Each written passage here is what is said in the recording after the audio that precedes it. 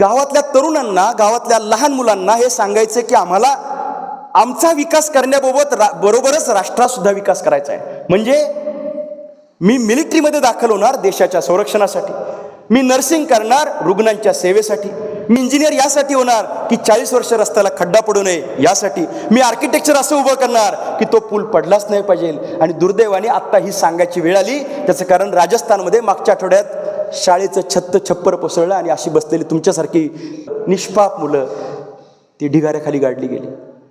ह्याच्याबद्दल कुठल्याही मोठ्या व्यक्तींनी अजून दुःखसुद्धा व्यक्त केलेलं नाही आहे. ह्याचं वाईट वाटतं. आणि म्हणून असं वाटतं की आपण एक मोठी ध्येय भावना घेऊन पुढे जाऊयात का?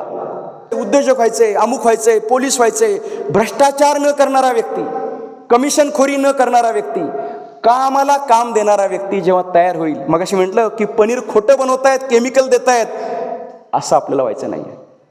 विविध क्षेत्रांमध्ये अशी प्रामाणिक माणसं तयार व्हावीत असा उद्देश आहे.